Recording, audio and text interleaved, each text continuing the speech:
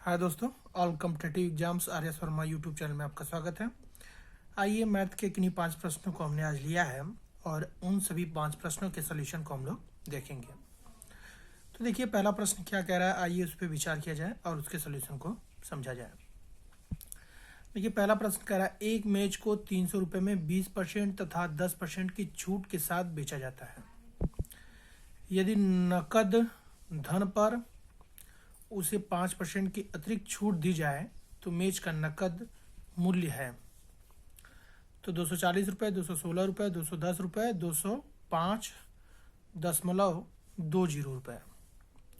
तो देखिए 20% और 10% की छूट दे रहा है, तो एकल छूट यानी दोनों को मिलाकर कितने की छूट दे रहा है।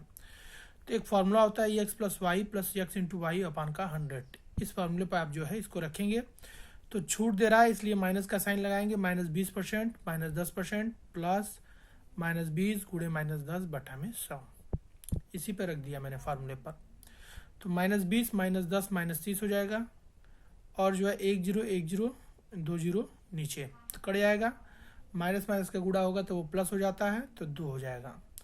अब माइनस प्लस गया होगा घट जाएगा तो 30 में से 2 चला जाएगा माइनस का 28 और जो बड़ा रहेगा उसका साइन लिख दिया जाएगा। ठीक है, तो यानी कि दोनों को मिलाकर जो है 28% का छूट दिया गया है। जब हम 300 रुपये में 28% की छूट देंगे तो 100 में से 28 गया तो 72 बचा, 72 बटा 100। काट पीट करेंगे 2 0 इसका 2 0 इसका कट गया, 72 गुणे 3 कर देंगे तो 216 रुपये। यानी 300 रुपये पर जब हम 20% और 10% की छूट देंगे, ठीक है, तो वो जो है छूट के बाद 300 रुपये का कोई वस्तु है तो वो 216 रुपये की हो जाएगी। फिर जो है अब क्या कर रहा है, फिर 216 पे जो है 5% की छूट दे रहा है। ठीक है, तो 216 का 5% निकालने के लिए एक अंक पे दशमलव लगाते हैं तो 10% को बताता है, तो 10% कितना हो गया 21.6 हो गया। तो 5% क्या हो जाएगा, उसका आधा हो जाएगा, तो 21.6 का आधा 10.8 होता है। तो 216 में से 10.8 को हम क्या करेंगे माइनस कर देंगे तो 205.20 रुपये आ जाएगा इसका आंसर। तो यानी कि इस प्रश्न का जो है डी विकल्प सही है। आइए इसी में जो है थोड़ा सा इस प्रकार से भी आप समझेंगे, यानी ऐसे भी आप कर सकते थे। ये सेकंड मेथड मान लीजिए। ठीक है, तो देखिए 20% जो है, अब जो है 20% को आप जो है 20/100 लिख सकते हैं यानी कि 1/5 लिख सकते हैं। 10% को आप 10/100 यानी कि 1 0 1 0 कट जाएगा यानी 1/10 लिख सकते हैं। 1/5 का मतलब है 5 पर 1 रुपये का घाटा। ठीक है, तो यानी 4 रुपये में उसको बेचेगा। ठीक है, 1/10 का मतलब है 10 रुपये का कोई वस्तु है, 1 रुपया घाटा लगा तो 10 रुपये की वस्तु 9 रुपये में बेचेगा। घाटा नहीं छूट, सॉरी, यहाँ पर छूट रहेगा 5 रुपये पर 1 रुपये का छूट, यहाँ पर 10 रुपये पर 1 रुपये का छूट। तो 5 रुपये की वस्तु 4 रुपये में बेच रहा है जब वो 20% की छूट दे रहा है। 10 रुपये की वस्तु 9 रुपये में बेचेगा जब वो 10% की छूट देगा। तो इसका गुणा करवा लीजिए, 50 9 चौका 36। ठीक है, यानी 50 रुपये की वस्तु 36 रुपये में बेचेगा यानी कि 28% ये छूट है। आप निकालेंगे तो ये 28% को बताएगा, यानी 50 रुपये की वस्तु जब 36 रुपये में बेचेंगे तो 28% की एकल छूट के बराबर होगा। ठीक है, अब जो है यानी जो 20% 10% है वो मिलाकर छूट 28% के बराबर होगा। अब जो है वास्तव में तो 300 है, 50 तो है नहीं, 300 है तो कितने गुना पर है, 6 गुना पर है। तो 36 का भी 6 गुना होगा यानी 300 रुपये का जो सामान है वो 216 रुपये में बेचेगा। अब तो 216 में 5% का क्या फिर छूट दे रहा है, तो 216 गुणे 95/100 कर लेंगे।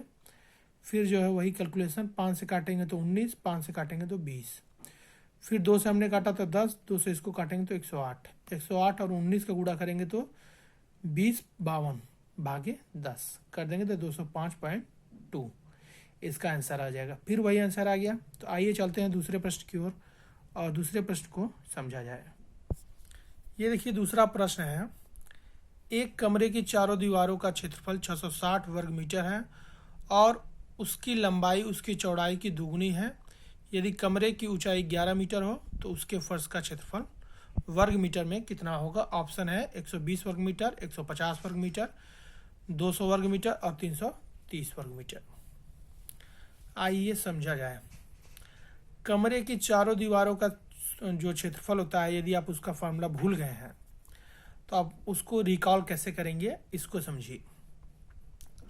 देखिए, जो चारों दीवारों का क्षेत्रफल है उसमें हाइट तो चारों कोनों पर रहेगा, ठीक है, हाइट चारों कोनों पर रहेगा।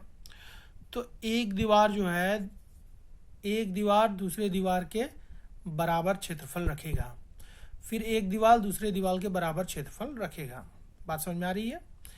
तो एक तो लेंथ जिसका है, मान लीजिए लेंथ है, लेंथ वाला, और हाइट उसमें रहेगा, तो लेंथ इंटू हाइट यानी एक दीवार का क्षेत्रफल आ गया। और ये उसी के सामने वाला दीवार है, उसका क्षेत्रफल लेंथ इंटू हाइट। एक तो दीवार होगा जिसमें चौड़ाई होगा और उसमें हाइट भी होगा, तो चौड़ाई गुणे हाइट, फिर ब्रीथ इंटू हाइट, उसके सामने वाला दीवार।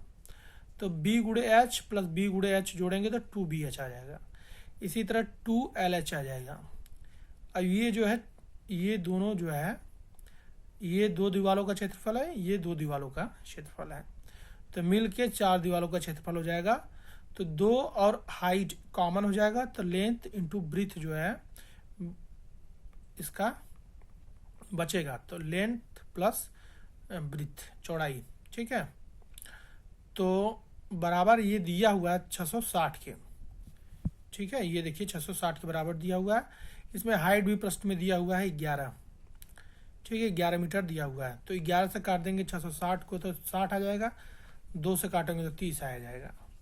अब देखिए, लेंथ जो है चौड़ाई का दुगुना है, ये बोला है प्रश्न में, तो लेंथ बटे चौड़ाई बराबर का 2/1 बचेगा, यानी कि लेंथ प्लस चौड़ाई जो है 2 + 1 यानी 3x ले लेंगे आप, तो 3x बराबर का 30, तो 3 से काट देंगे 30 को तो 10 आ जाएगा।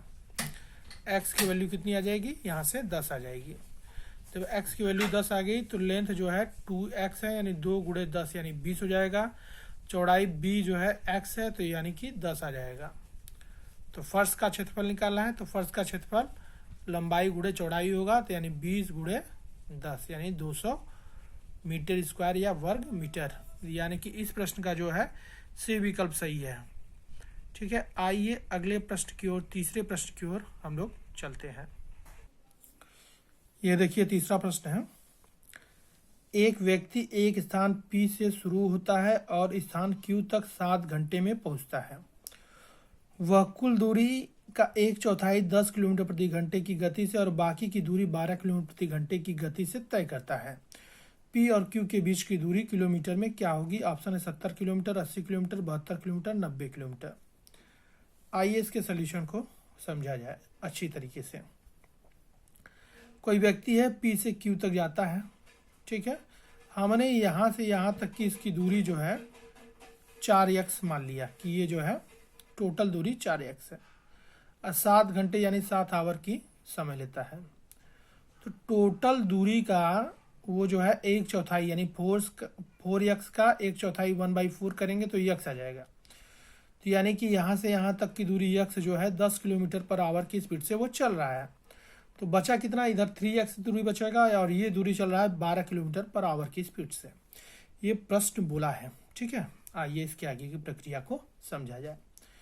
तो इसमें जो है, इसमें कितना समय ले रहा है? t1 का समय लेगा, तो समय बराबर दूरी बटा 4, तो दूरी कितनी है? x बटा 10। इसी तरह t2 इसका समय कितना लेगा? दूरी कितना है? 3x बटे 12, 3 से 12 कट जाएगा 4, x/4 आ जाएगा।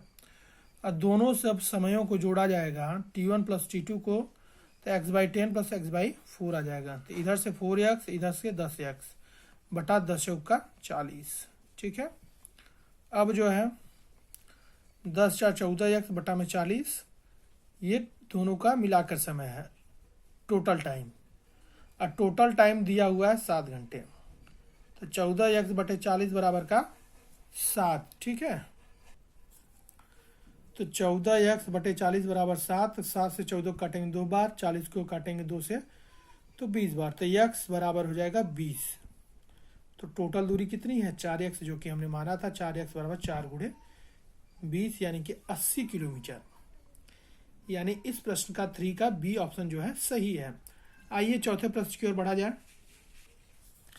देखिए चौथा प्रश्न है, किस संख्या का 18% 75 के 12% के बराबर होगा? ऑप्शन है 50, 100, 2, 3/2।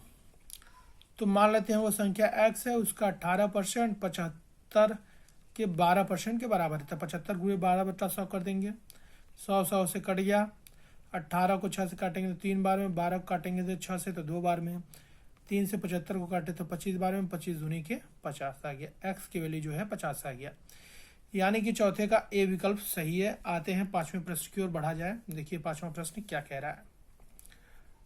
साधारण ब्याज की किसी दर से कोई धनराशि 3 वर्ष में 850 रुपये तथा 4 वर्ष में 925 रुपये होती है। वह धनराशि है 550 रुपये, 600 रुपये, 625 रुपये, 700 रुपये। ठीक है। देखिए 4 वर्ष में कितना हो जाता है? 925 रुपये हो जाता है। तो 3 वर्ष में कितना होता है? 850 रुपये।